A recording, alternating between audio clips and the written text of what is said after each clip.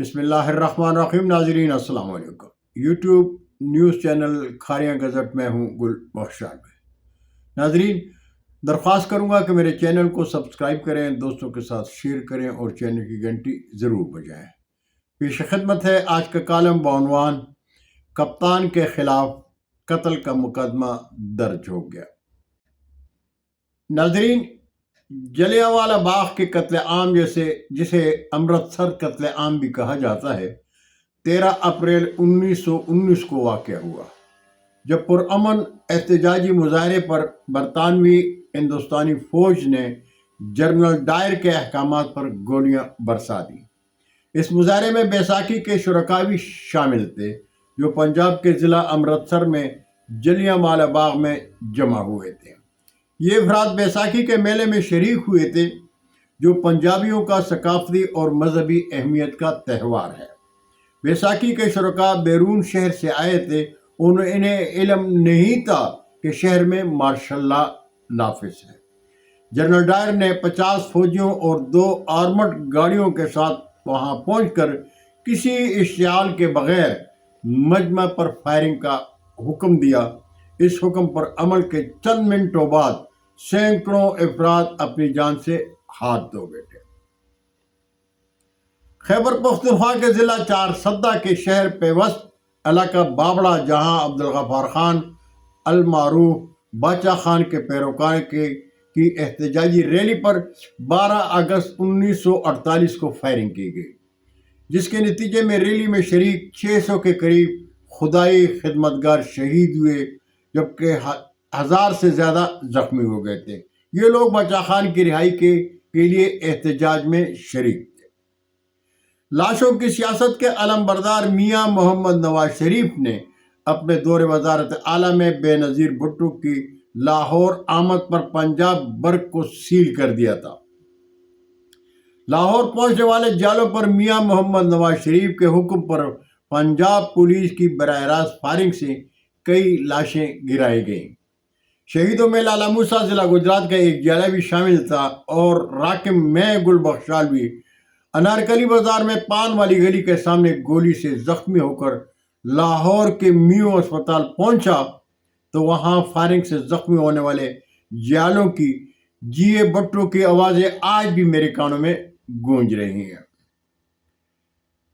میاں محمد شہباز شریف کے پہلے دور وزارت اعلیٰ کے دور میں ماڈل ٹاؤن میں مناج القرآن کے منہاجیوں پر پنجاب پولیس کی فائرنگ سے خواتین، مردوں اور بچوں کی لاشیں گرائی گئی تھیں۔ اگر مقبوضہ پاکستان میں اندھے قانون کی اس وقت آنکھ کھل جاتی تو سانحہ ڈی چوک کو انصافیوں میں قتل گاہ نہ بنایا جاتا۔ ڈی چوک میں 24 نومبر 2024 کو بابڑا جلیانوالہ باغ لاہور کے ماڈل ٹاؤن میں قتل عام کی تاریخ دہرائی نہ جاتی۔ اڈیالہ جیل میں قید پاکستان کو مدینہ ثانی دیکھنے کا خواب دیکھنے کے جرم میں قیدی نمبر 804 نے اپنی اہلیہ بشرا بی بی کو ڈی چوک پہنچنے کا حکم دیا تھا، اور بشرا بی بی تحریک انصاف کی قیادت اور عوام کے ساتھ ڈی چوک میں موجود تھی اس وقت جب روشنیاں بجھا دی گئیں اور پاک فورس نے جانے کتنے پاکستانیوں کی زندگی کے چراغ گل کر دیے، جانے کتنے انصافیوں کو ان کے خون میں نہلا دیا، جانے کتنے معصوم نہتے پاکستانیوں کے وجود کو چھلنی کر دیا۔ لیکن صبح کے غمگین اجالے میں تخت اسلام آباد کے باشندوں نے سڑک پر بہایا گیا خون تو دیکھا، مگر انہیں کوئی لاش، کوئی زخمی نظر نہیں آیا۔ ڈی چوک کے مقتل میں چراغ اس لیے بجھا دیے گئے تھے کہ کوئی زندہ ضمیر صحافی نہتے پاکستانیوں پر پاک فورس کی بربریت کی کوئی تصویر، کوئی ویڈیو نہ بنا سکے۔ ناظرین سابق خاتون اول بشرا بی بی کو زندہ جلانے کے لیے ان کے کنٹینر کو آگ لگائی گئی۔ بی بی کو بچانے کے لیے دوسری گاڑی میں لے جایا گیا تو گاڑی پر کیمیکل پھینکا گیا، انہیں دوسری گاڑی بھی تبدیل کرنا پڑی۔ اس ظلم اور بربریت کے باوجود پاکستان کے قلم فروش اور ایمان فروش تماشائی ہیں۔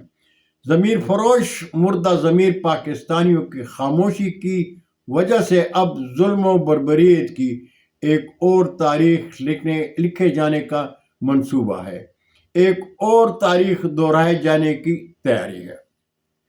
پاکستان کے عوامی قائد ذوالفقار علی بھٹو کے خلاف 1974 میں احمد رضا خان قصوری کے قتل کا مقدمہ درج ہوا تھا۔ FIR سیل کر دی گئی تھی اور اس ناکردہ جرم میں پاکستان پیپلز پارٹی کے چیئرمین ذوالفقار علی بھٹو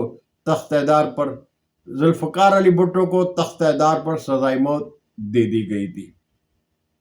50 سال بعد 2024 میں اڈیالہ جیل میں قید سابق وزیر اعظم عمران خان کے خلاف رمنا پولیس اسٹیشن میں PTI احتجاج کے دوران سری نگر ہائی وے پر تیز رفتار نامعلوم ڈرائیور کے رینجر اہلکاروں پر لینڈ کروزر چڑھانے، 3 اہلکاروں کو کچل کر مارنے اور 2 کو زخمی کرنے کے جرم میں دفعہ 302 قتل، دفعہ 302 قتل کی کوشش اور دہشت گردی کے الزامات سمیت سیکشن B120 مجرمانہ سازش کرنے جیسے متعدد دفعات کے تحت مقدمہ درج کر کے FIR سیل کر دی گئی ہے۔ عمران خان کے خلاف قتل اور اقدام قتل کے درج مقدمات کے بعد پاکستانی قوم کو یقین کر لینا چاہیے کہ عمران خان کی جیل سے رہائی اب دیوانے کا خواب ہے، اس لیے کہ پاکستان کی تمام سیاسی اور مذہبی جماعتیں، عدالتیں، جرنیل اور ان کے درباری عمران خان کے عالمی شخصی وقار سے خوف زدہ ہے۔ ذوالفقار علی بھٹو نے کہا تھا، گیدڑ کی 100 سالہ زندگی سے شیر کی ایک دن کی زندگی بہتر ہے۔ میں پاکستانی ہوں، پاکستان پر اپنا خاندان قربان کر دوں گا، پاکستان میں رہوں گا، پاکستان میں مروں گا اور پاکستان میں دفن ہوں گا، لیکن غلامی قبول نہیں کروں گا۔ ذوالفقار علی بھٹو نے جو کہا تھا کر کے دکھایا، اور آج بھٹو ہی کے نقش قدم پر عمران خان وہی کچھ کہہ رہا ہے جو شہید بھٹو نے کہا تھا، اس لیے عمران خان کا انجام بھٹو سے مختلف ہوتا نظر نہیں آ رہا۔ پاکستان تحریک انصاف کے احتجاج کے بعد سابق وزیر اعظم عمران خان کے خلاف اسلام آباد میں 14 مقدمات کے درج ہونے کے بعد اسلام آباد میں درج مقدمات کی کل تعداد 76 ہو گئی ہے۔ 24 نومبر سے قبل عمران خان کے خلاف اسلام آباد میں درج 62 مقدمات کی تفصیلات پہلے ہی عدالت میں جمع کروائی جا چکی ہیں۔ بہت شکریہ ناظرین، یہ تھا آج کا کالم۔ انشاءاللہ زندگی نے ساتھ دیا تو اگلی نشست میں پھر ملاقات ہوگی، تب تک کے اجازت چاہتا ہوں۔ پاکستان زندہ باد۔